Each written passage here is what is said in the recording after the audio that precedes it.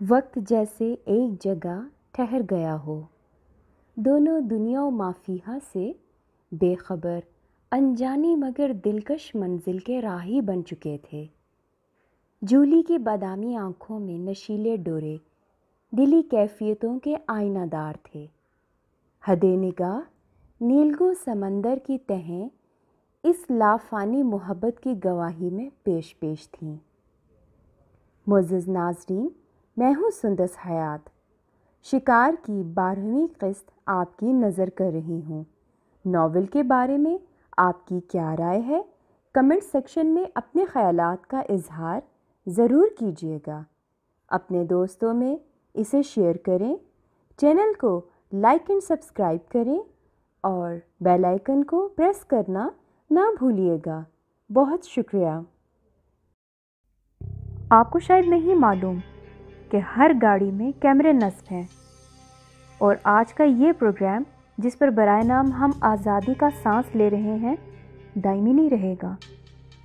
उनके गैंग का हर फर्द मुतहर्रिक हो चुका होगा और बहुत मुमकिन है अगर रात हम वापस अपने घर ना पहुंच सके तो सुबह सूरज की किरणें हम पर वो अताब नाजिल करेंगी कि बस फ़ी अमान अल्लाह।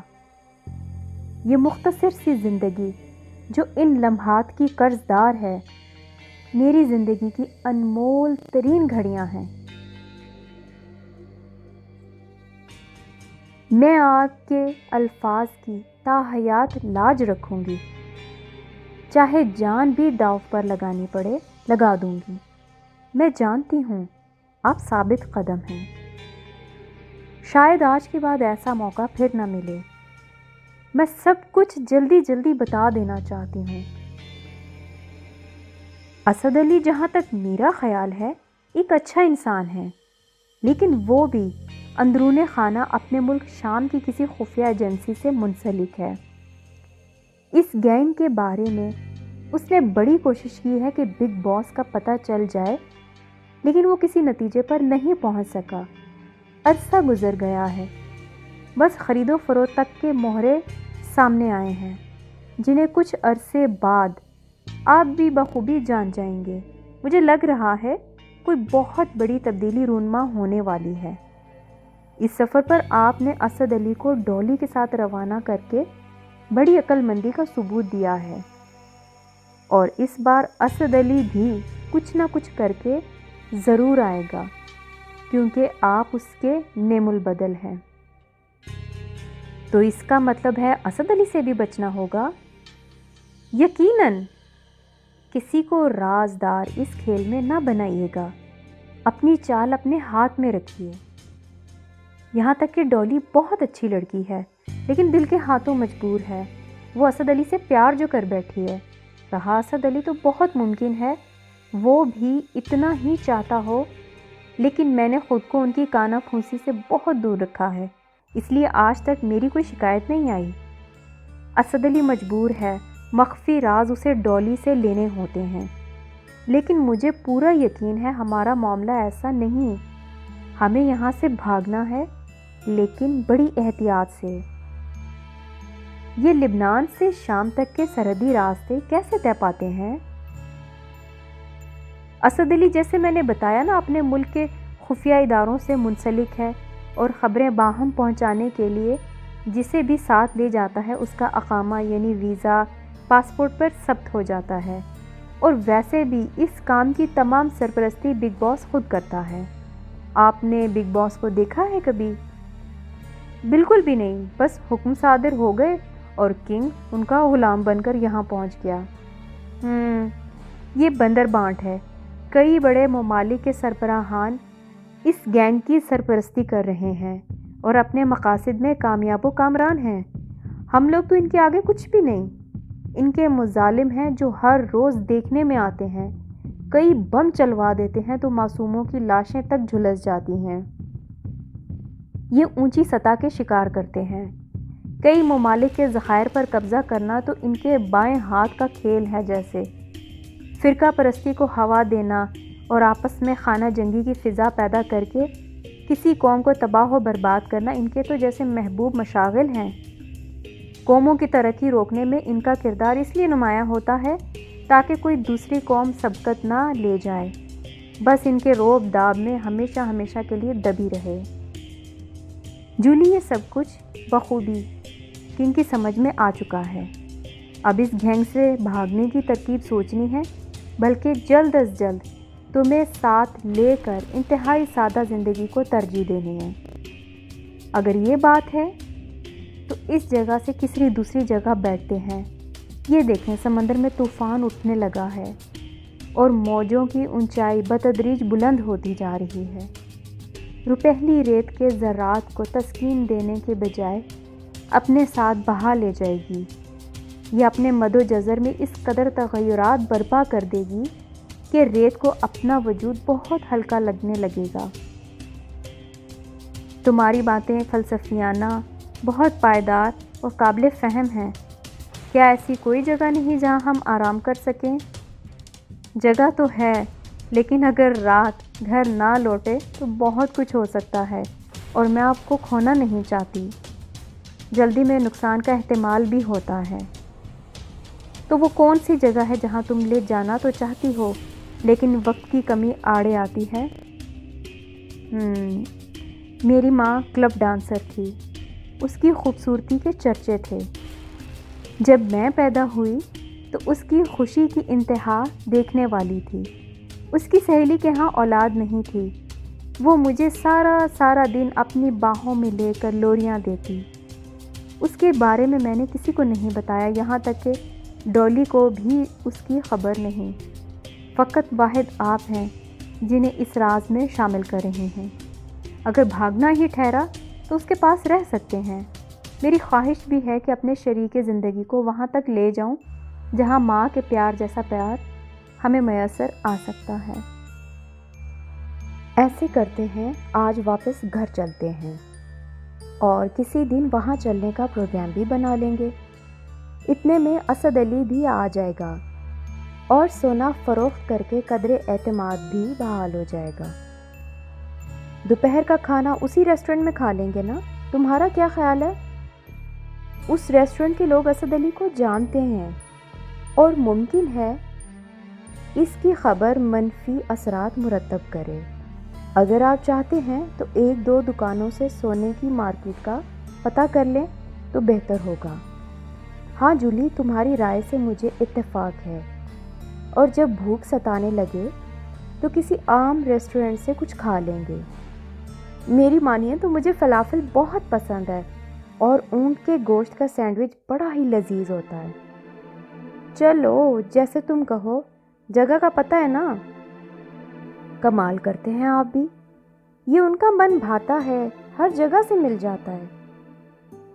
معافی چاہتی ہوں جس فراغ دلی سے آپ کو مخاطب ہوں۔ زیب تو نہیں دیتا کیونکہ آپ ہمارے باس ہیں، یہی کہنا چاہتی ہو نا؟ کنگ نے فکرہ قطع کر کے جولی کی خوشیاں دوبالا کر دی۔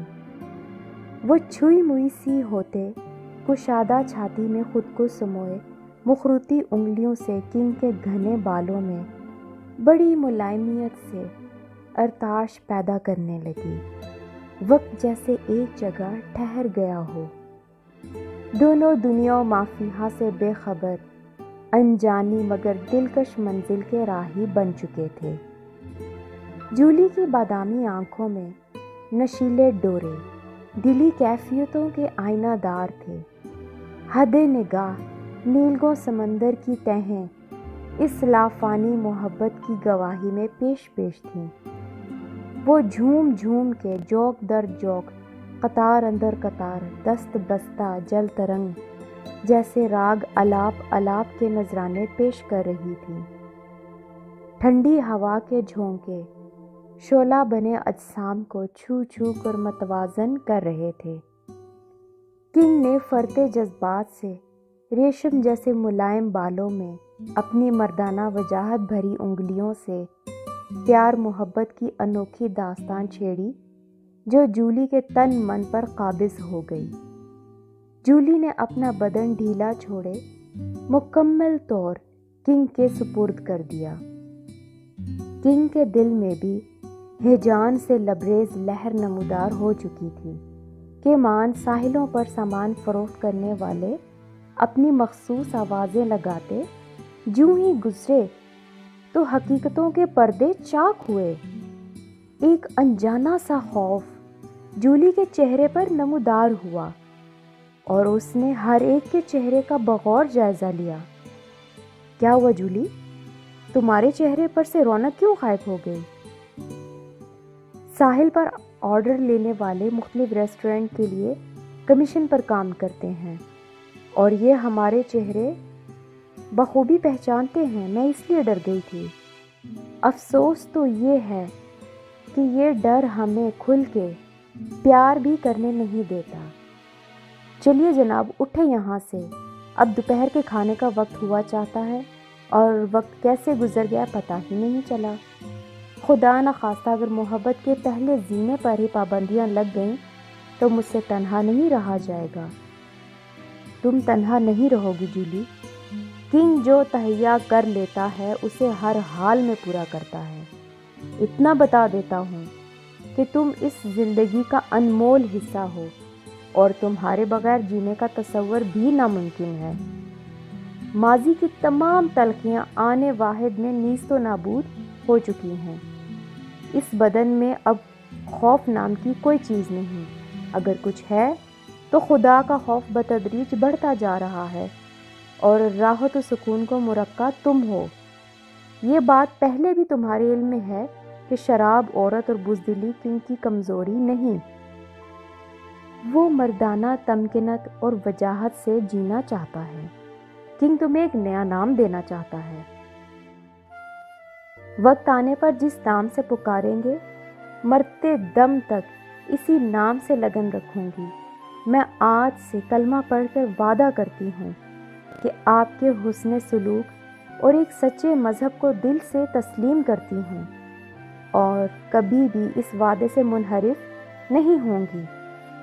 یہ دین حقیقت پر مبنی ہے اور اس کے لیے تن، من، دھن سب کچھ قربان کر سکتی ہوں۔ بظاہر تہذیب یافتہ اور ترقی پذیر ممالک میں اس مذہب کے خلاف بڑا پروپیگنڈا کر کے واویلا مچایا جاتا ہے کہ عورت کے حقوق نہیں ہیں، بڑا حقیر سمجھا جاتا ہے۔ یہ سب کچھ جھوٹ کے پلندے ہیں۔ اس دین میں جس قدر عورت کو احترام اور قدر کی نگاہ سے دیکھا جاتا ہے، شاید کسی اور دین میں ایسا ممکن نہیں۔ مساوات محمدی کا اظہار آپ کے حسن سلوک میں نمایاں ہے۔ خلق اور ادب میں یکتا آخری نبی وسیلہ رحمت بن کے آئے۔ یہی وجہ ہے کہ پوری دنیا میں اس دین کے ماننے والے دن بدن بڑھتے جا رہے ہیں۔ میرا دل تو نہیں چاہ رہا کہ اس محبت بھرے مقام سے کہیں اور جائیں، لیکن مجبوریاں آڑے آتی ہیں۔ چلو آؤ ٹیکسی لے کر مرکز میں چلتے ہیں، تھوڑا گھومیں گے اور گھر جا کر دیکھتے ہیں کہ آج کی سیر و تفریح کا رد عمل کیا ہوتا ہے، پھر اگلا پروگرام تمہاری خالہ کو ملنے کا ترتیب دے لیتے ہیں۔ اتنے میں ٹیکسی کا گزر ہوا۔ کنگ نے اشارہ دیا، ٹیکسی رکی اور جولی کی زبان سے سوق مرکز کے الفاظ ادا ہوئے۔ عربی میں سوق کہیں تو ٹیکسی والے سمجھ جاتے ہیں کہ مسافر تجارتی مرکز میں جانا چاہتا ہے۔ جولی اس طرح ہر لفظ کو ادا کر کے معنی سمجھا رہی تھی جیسے کوئی استانی شاگرد کو ابتدائی تعلیم میں ماہر کر رہی ہو۔ ابتدائی گفت و شنید کے بعد خاموشی طاری ہو گئی، لیکن جولی کے من میں پہلی بار کلی سے پھول بننے کی تمنا ابھر کے سامنے آ گئی۔ عورت کی تخلیق کس لیے ہوئی ہے، وہ اقدار کھل گئی۔ مزید تخلیق کی تمنا شدت اختیار کر گئی۔ ستم تو یہ ہے کہ سب کچھ ملنے کے باوجود سپنے ادھورے رہ جائیں۔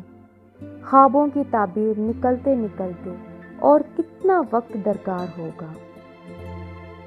عرصہ دراز سے خزاں کے تھپیڑوں میں مرجھائی مرجھائی سی دل کی کونپلیں اگر بہاروں کی تمنا کر بیٹھی ہیں تو شگوفے پھوٹنے میں اور کتنی دیر لگے گی۔ اب من مرضی کا ساتھی مل ہی گیا ہے تو عجلت کیسی؟ مدت سے چکی کے دو پارٹوں میں ہر دم پسنے والی جولی اب مزید ظلم و ستم کا شکار بننا نہیں چاہتی تھی۔ اس نے کنگ کی جانب بڑے پیارے انداز میں دیکھا اور ٹیکسی والے نے بریک لگا دی۔ کنگ نے بل ادا کیا اور بازار کی رونقیں ہر سو گہما گہمی، دکانوں میں مختلف انواع کی اشیاء، خریدار حشاش بشاش، ایسے لگ رہا تھا کہ یہاں کبھی جنگ و جدل ہوئی ہی نہیں۔ کنگ نے جولی کے کان میں خسر پسر کی اور جولی فرط مسرت سے اپنے جذبات پر قابو نہ رکھ سکی۔ کیا بات ہے؟ اسد علی اور ڈولی کو کیا بتائیں گے؟ چہکتی جولی نے فکرہ چست کیا۔ بھائی ان کو بھی ایسے ہی ایک تحفہ لے دیں گے۔ ہم کیوں لے کے دیں گے؟ اسد علی اپنی جیب سے خریدے نا منگنی کی انگوٹھی۔ تو ڈولی تمہاری سہیلی نہیں؟ سہیلی ہے، لیکن آپ اس کی منگنی کی انگوٹھی کیوں خریدنے لگے؟ واہ جی کیا بات ہے، ابھی سے ہم پہ قبضہ اور دھونس برابر؟ جی نہیں، دھونس اور آپ پر ایسا ہرگز کبھی نہیں ہوگا، البتہ قبضہ ضرور ہے، کیونکہ آپ صرف اور صرف ہمارے ہیں، کسی اور کے نہیں۔ تو چلیے محترمہ، رسم منگنی آج اور اسی وقت ادا کر لیں، کون جانے کل یہ وقت رہے نہ رہے۔ ایسی بات منہ سے نہ نکالیے، مجھے کوفت ہوتی ہے۔ کنگ کی ہنسی نکل آئی۔ سونے کی دکانیں سجی ہوئی تھی، ایک سے بڑھ کر ایک سیٹ انتہائی خوبصورتی کا منہ بولتا ثبوت مہیا کر رہا تھا۔ چلتے چلتے ایک دکان پر جولی رک گئی۔ وہ ایک سادہ سی انگوٹھی کو طائرانہ نظر سے کیا دیکھنے لگی کہ کنگ نے جھٹ سے اس انگوٹھی کو اچک لیا۔ بظاہر سادہ سی مگر ہیرے لگی انگوٹھی کی قیمت چکاتے وقت کنگ نے جولی کے انتخاب کی داد دی۔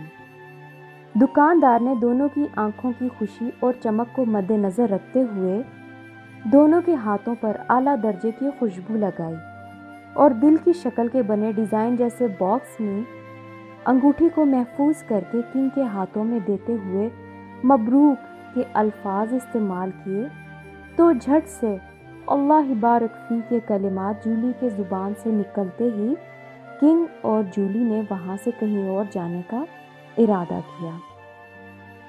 وہ پیدل تجارتی مرکز میں گھوم رہے تھے اور چند ایک دکانوں سے سونے کا بھاؤ تاؤ کا بھی پتہ چل گیا۔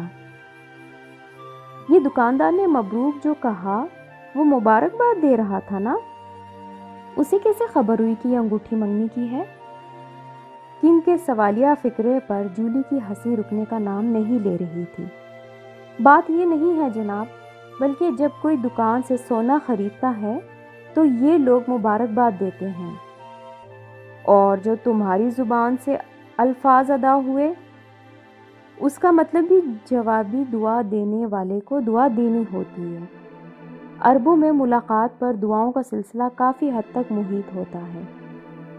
چلیے محترمہ، اب تو پیٹ میں چوہے ناچنا شروع ہو گئے ہیں، لگے ہاتھ یہ بھی بتا دو کہ دکاندار نے ہمارے ہاتھوں کو خوشبو کیوں لگائی؟ یہ ان کی رسومات میں خس کی خوشبو انتہائی لطیف اور معطر خوشبو ہے جو سب کو بھاتی ہے۔ اگر یہ بات ہے تو یہ خوشبو بھی خرید لیں۔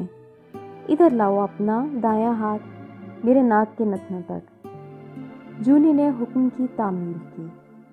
واہ کیا بات ہے، یہ ہاتھ اور ان پر خوشبو، سونے پہ سہاگا۔ خدا را کچھ خیال کریں، یہ بازار میں آپ نے کیا سلسلہ شروع کر دیا؟ بھرے بازار میں منگنی کی خوشیاں اور رسومات ادا کر لیں تاکہ رائے عامہ استوار ہو جائے اور سب کی شہادت ہماری زندگی کے اس بندھن کو اپنی آنکھوں سے دیکھ لے۔ جہاں تک کسی نے دیکھ لیا ہے کافی ہے، اللہ نظر بد سے بچائے، سہج پکے سو میٹھا ہو کے مصادق، اگر محبت پروان چڑھے تو بہتر ہے۔ آپ کتنے سینڈوچز کھانا پسند فرمائیں گے؟ میں تو 2 کھاؤں گی، اور ایک میں فلافل اور دوسرے میں اونٹ کا گوشت۔ ادھر کے لیے بھی کچھ منگوا لو، اور اگر بھوک پھر بھی باقی رہی تو کنگ تمہیں کھانا شروع کر دے گا۔ مجھے کھانا شروع کر دیں گے تو پھر ماں جی کے پاس کیا لے کے جائیں گے؟ اچھا کیا وقت پر یاد دلا دیا، تم تو ماں جی کی امانت ہو، تو امانت میں خیانت کسی بھی طرح جائز نہیں۔ ہاں جولی، امانت امانت ہے، اس کی حدود پر کاربند رہنا ہوگا۔ یہ سینڈوچز پیک کیوں کروا لیے؟ وہ سامنے پارک ہے نا، وہاں بیٹھ کے کھانے کا مزہ کچھ اور ہے۔ بس چلتے جائیے، تھوڑا ہجوم سے دور ہو جائیں۔ تنہائی ہم دونوں چاہتے تو ہیں، لیکن ہمیں تنہا کوئی رہنے نہیں دیتا۔ کنگ کی مسکراہٹ بھلی لگ رہی تھی۔ یہ لیں جناب، اس بینچ پر ہم دونوں ہی تو ہیں اور کوئی نہیں۔ پہلے رسم منگنی ادا کر لیں۔ یہ سینڈوچز ٹھنڈے ہو گئے نا تو پھر لذت گئی، اور اگر جذبات ٹھنڈے ہو گئے تو یہ جذبات کبھی ٹھنڈے نہیں ہو پائیں گے۔ بحر تلاطم کی موجیں ہمیشہ عروج پر رہتی ہیں، انہیں کوئی ختم نہیں کر سکتا۔ یہ لیں فلافل، ذرا چکھیے۔ کنگ نے نوالا منہ میں ڈالا۔ فلافل قدرے کسیلی تھی، لیکن دوسرے لوازمات کے ساتھ مزہ برقرار رہا۔ جولی سادہ سی من پسند خوراک پر بہت خوش تھی۔ آزادی کی اس غذا کا کوئی نعم البدل نہیں تھا۔ کنگ جوں جولی کو خوش و خرم دیکھ رہا تھا، اس کے من میں شادابیوں کا بسیرا ایک نئی زندگی کا انوکھا رنگ بکھیر رہا تھا۔ جولی تہہ دل سے سپاس گزار تھی کہ اس کی خواہش پوری ہوئی۔ کہی کیسی رہی فلافل؟ بہت خوب، اب دیکھتے ہیں اونٹ کا گوشت کیا رنگ لاتا ہے۔ یہ گوشت بھی گرم گرم ہی کھایا جاتا ہے، ٹھنڈا ہو جائے تو اتنا مزہ نہیں دیتا۔ میں اپنی ماں کے ساتھ بس بچپن کی چند ایک یادیں محفوظ کر سکی ہوں، اور پھر بس اس سے آگے مت سوچنا۔ آج کے بعد کوئی پریشانی اور غم اپنے قریب بھی نہ آنے دینا، ورنہ کنگ کی مردانگی زائل ہو جائے گی، وعدہ کرو۔ ابھی سے یہ وعدہ مجھ سے مت لیں۔ اچھا تو منگنی کے بعد؟ کنگ نے برجستہ فکرہ چست کر دیا۔ جولی کی ہنسی رکنے کا نام نہیں لے رہی تھی۔ سینڈوچز ختم، اب لاؤ دایاں ہاتھ میری طرف بڑھاؤ۔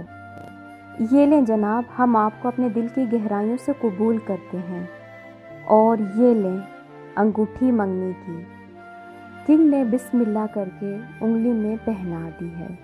مبارک ہو۔ خیر مبارک۔ ہیرے کی خاصیت کو سمجھتے ہوئے ہم نے اس انگوٹھی کا انتخاب کیا ہے۔